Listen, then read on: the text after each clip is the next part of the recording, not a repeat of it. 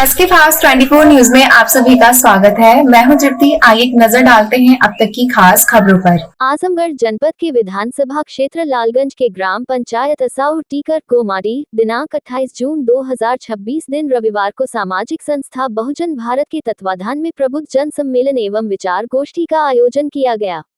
कार्यक्रम के संयोजक अमरेंद्र कुमार के आवास पर आयोजित किया गया। कार्यक्रम के मुख्य अतिथि कुंवर फतेह बहादुर सेवानिवृत्त IAS पूर्व प्रमुख सचिव गृह उत्तर प्रदेश तथा विशिष्ट अतिथि श्री अनिरुद्ध सिंह, श्री राजबली पूर्व रजिस्ट्रार, श्री देवचंद राम उप सचिव, श्री तुलसीराम पूर्व निर्वाचन आयुक्त उत्तराखंड आदि लोगों ने बाबा साहब की प्रतिमा पर पुष्प अर्पित कर श्रद्धांजलि दी। संविधान के बारे में कार्यक्रम को संबोधित किया।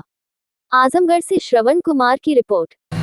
मूल बात यही है कि हम सभी जानते हैं कि जब हमारा देश आज़ाद हुआ तो भारतीय समाज में गहरी असमानताएं थी। लोगों को उनकी जाति, धर्म और आर्थिक स्थिति के अनुसार बांटा गया था। ऐसे समय में डॉक्टर भीमराव अम्बेडकर जी द्वारा दिए गए संविधान ने ये सुनिश्चित किया कि भारत का संविधान केवल कुछ लोगों का नहीं, हर नागरिक का लोकतंत्र होगा। एक ऐसा लोकतंत्र जो न्याय, समानता और सम्मान पर आधारित होगा। सभी को उन्होंने बराबरी का वोट दिया, सभी को बराबरी के मौलिक अधिकार दिए। भारत का संविधान एक तरह से करोड़ों वंचितों, शोषितों लोगों का सपनों का घोषणा पत्र है। ये उन लोगों की आवाज़ है जिन्हें सदियों से सामाजिक और आर्थिक और राजनीतिक अधिकारों से दूर रखा गया।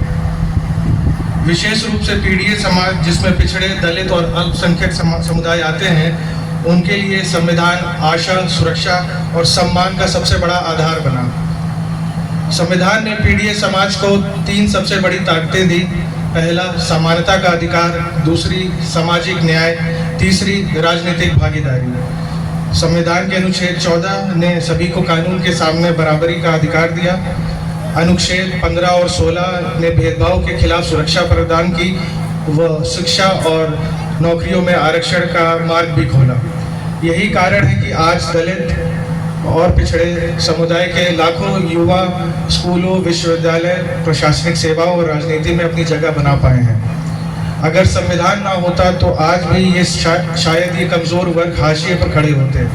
पंचायत से संसद तक जो भी प्रतिनिधित्व और उन समस्याओं को समाधान कोई एक दिन में या कोई एक तरीके से नहीं, उसका कई तरीके हैं उसके समाधान के। और हमारे लिए सौभाग्य की बात है कि इस संविधान के रचयिता बाबा साहब इतने विद्वान व्यक्ति थे कि इन्होंने वास्तव में इस संविधान में ही कागर में सागर भर दिया। इस संविधान का जो निचोड़ है, जो भी आपके जीवन की या विश्व की कोई भी समस्याएं हैं, उसका निदान इस संविधान में दिया हुआ, कहीं न कहीं किसी न किसी तरीके से उसमें निदान दिया हुआ है। इसीलिए इसको विश्व का सबसे सर्वश्रेष्ठ संविधान दिया। लेकिन एक बात जरूर मैं आपको बताना चाहूँगा कि कभी इस बात को सोचिएगा कि आखिर वो कौन लोग हैं जो इस संविधान का विरोध करते हैं। अभी पिछला चुनाव जब 2024 का हुआ तो आप लोगों ने सुना होगा कि भाई